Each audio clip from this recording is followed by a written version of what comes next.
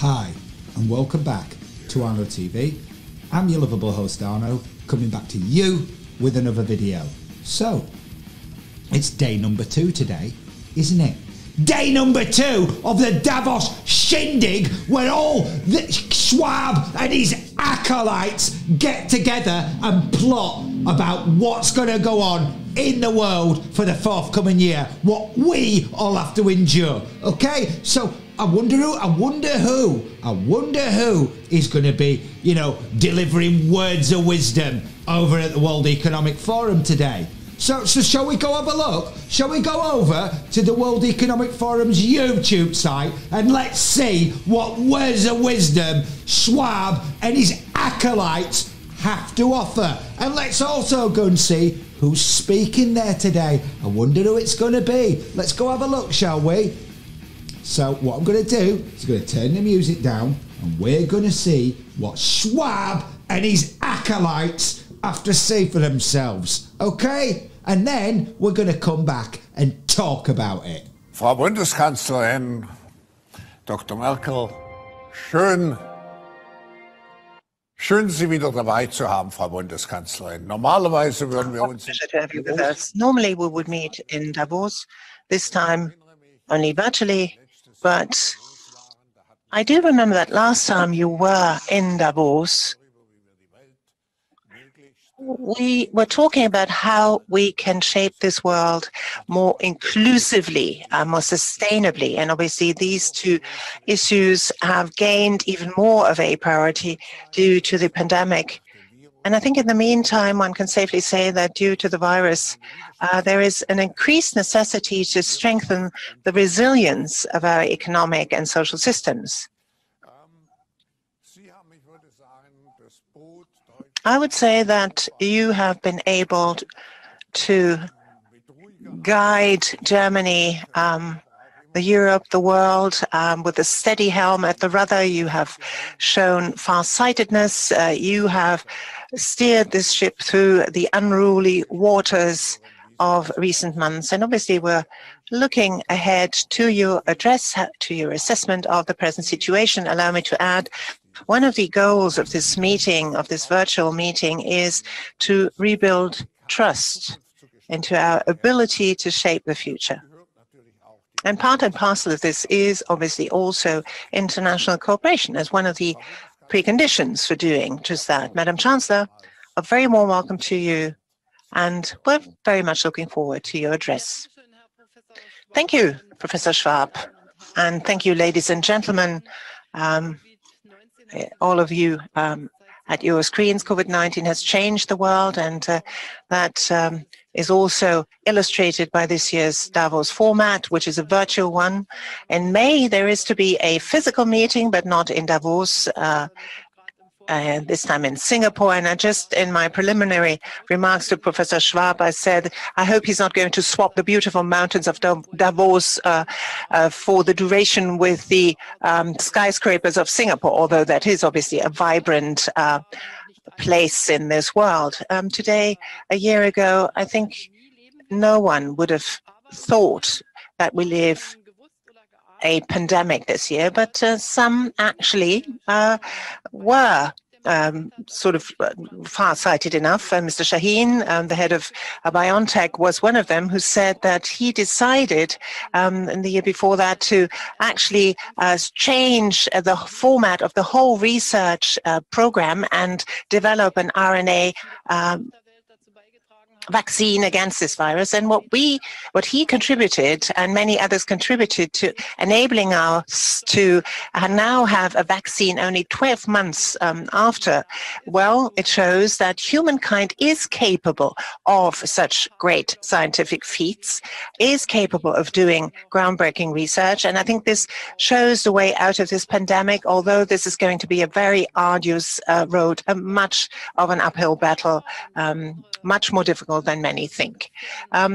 BioNTech, Pfizer, other companies all over the world have developed vaccines. BioNTech, as you probably know, was a startup. 60 people from 60 different nations work in this startup. So it's a clear illustration also of the sheer value of international cooperation and of what you can actually do with this kind of cooperation. The pandemic has left deep imprints on our societies and our economies, and it is safe to say, I think, that it's going to determine in many ways the way we live, the way we do business over the next 2 years.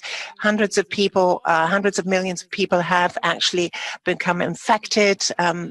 Millions have died. There is certainly also, there are certainly only the official figures. And in many ways, Davos is the right place to discuss how we can get out of this pandemic and how we can forge a future-looking path.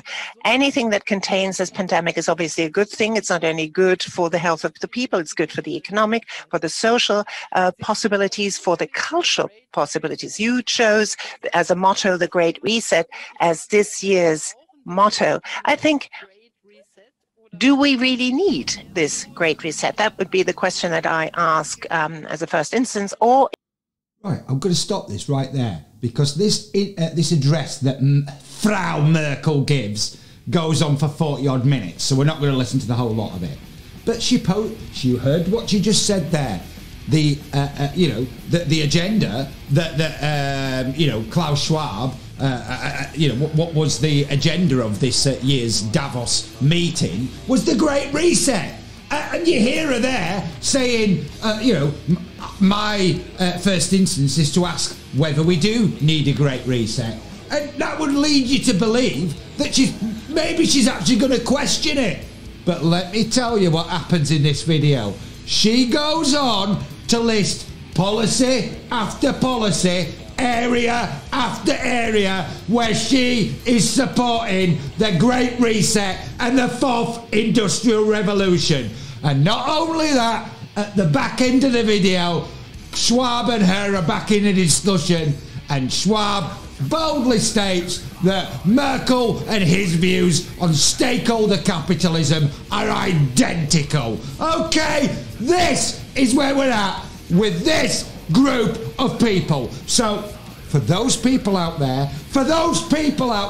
that think these people are not working together, they are all working together, okay? And they are all pushing the Great Reset agenda, the Fourth Industrial Revolution agenda, stakeholder capitalism agenda, which all equates to one world governance. What these people are trying to do is set up a brand new global multilateral system that we'll all be locked into, and basically we'll all be living in servitude to organisations that are attached to the WEF, the 1,000 richest companies in the world.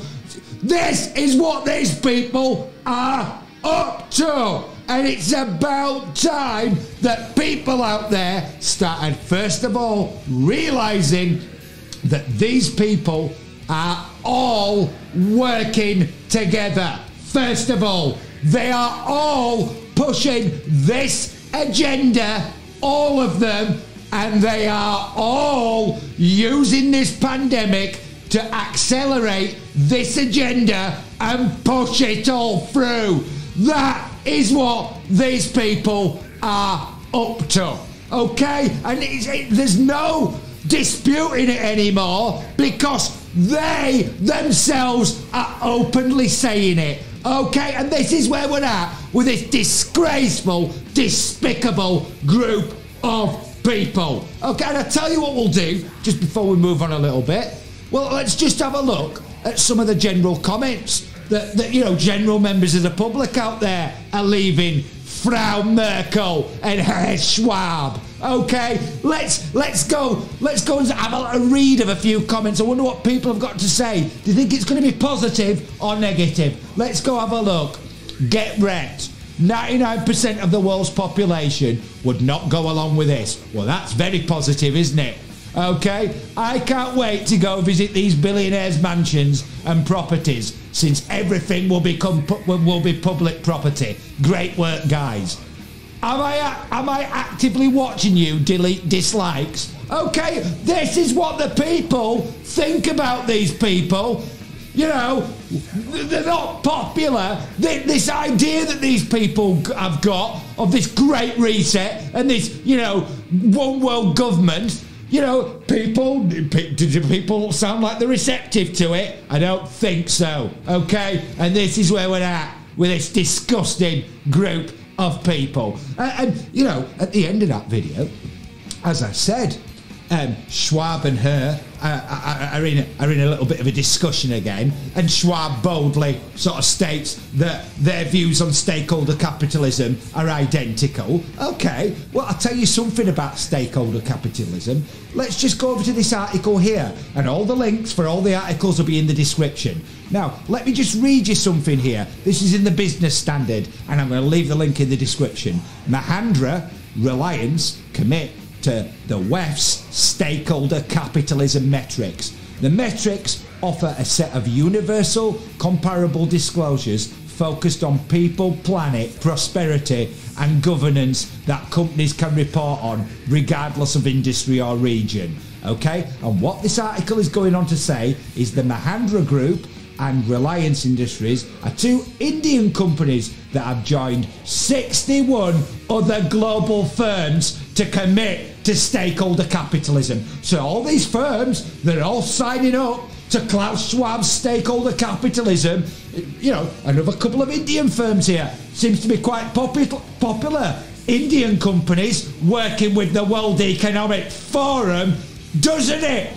Because not only these two companies have signed up, you know, and are working with the WEF, think about, you know, our own government, the MHRA, you know, the tender that they put out under the table on the Tenders Electronic Daily website that they spent £1.5 million on, excluding VAT, for a brand new AI software tool, didn't they?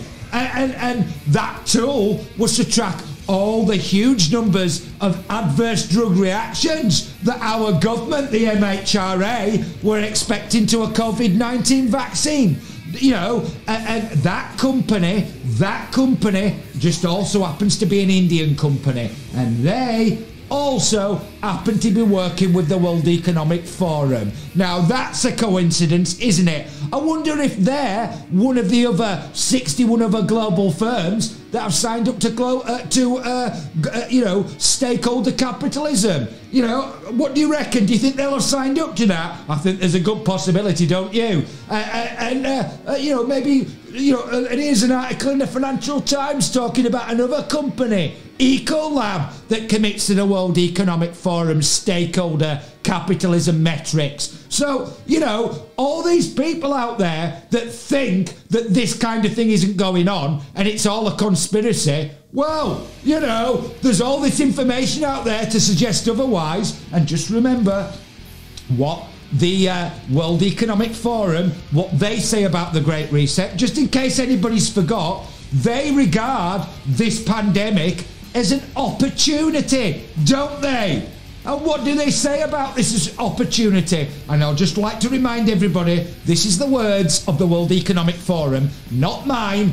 And what they say is, as we enter a unique window of opportunity to shape the recovery, this initiative, meaning the Great Reset, will offer insights to help inform all those determining the future state of global relations, the direction of national economies, the priorities of societies, the nature of business models, and the management of a global commons. And what do you think the World Economic Forum mean by the management of a global commons? What do you think they actually mean by that?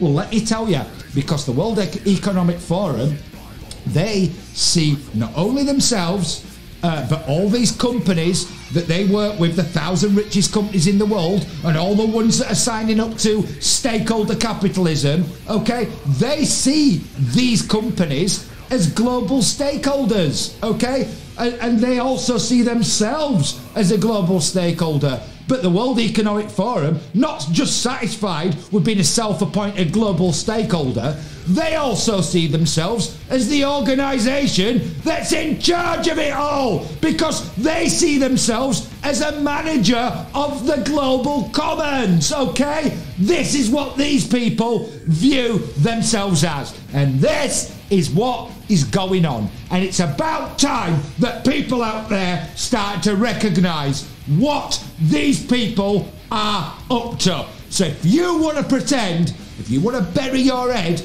deep in the sand, just like the media, and pretend that none of this is going on, and pretend that none of these people are working together, and none of these organisations are connected to the World Economic Forum, and all just seem to be getting dished out contracts right here, there and everywhere, okay? If you want to think that all this is not connected, then good luck to you. You know, seriously, good luck to you. But when that day happens, when you wake up and you realise that you're in a draconian, new, multilateral, global system, I tell you what, don't you dare come crying to people like me who tried to warn you about it in the first place. Because this is what these people are up to. And it's all out in the open. So if you don't think these people are working together and pushing this agenda, then good luck to you, honestly. But this is what is going on, people. All right? And this is where we're at with this disgusting, despicable group of people who are all pushing this agenda, and they are all using this pandemic to push it all through and accelerate this agenda. And that is where we are. So if you've enjoyed this video and you want to see more, then please like and subscribe to the channel. And once you do, please ring the notification bell so I can inform you guys about future videos, live streams, etc. that I'm going to be putting out. And as I've told you before, there's going to be a lot more coming, because while these people on a daily basis rip up democracy and throw it into the dustbin of history, I refuse to sit here in silence and say nothing, because a lot more people need to start realising what is going on and speaking out against what these people are up to. Okay? It's as simple as that. Now, I want to thank all the subscribers to Arno TV, whether you've been here a while or, you know, you're new to the channel. Thank you so much for your support, your help in growing the channel. Now, if you want to help grow the channel and you want to share videos with other people, fantastic, that'd be brilliant. If you don't want to do that and you just want to watch the channel, that's perfectly okay too. All right, so I want everybody as well, because with all this going on and all the situation that we have been put in by this group of people, people's mental health is absolutely in a shocking state, guys. So I want, you know, everybody to make sure the people that they care about, that they don't live with, get in touch with them. You know, drop them a text, Skype them, video chat with them, whatever you choose to do. Because just because this draconian set of people have inflicted all these draconian measures and rules all over us and stopped us seeing each other, it doesn't mean we can't keep in touch with the people that we actually care about. And it's very important that people do that, because people's mental health is absolutely in disarray, and there's no doubts about that. So I'll be back soon with some more videos for you, but until I am, I want all of you guys out there to take care in this pandemic, look after yourselves and your loved ones, take care, and I will be back very soon with some more videos for you.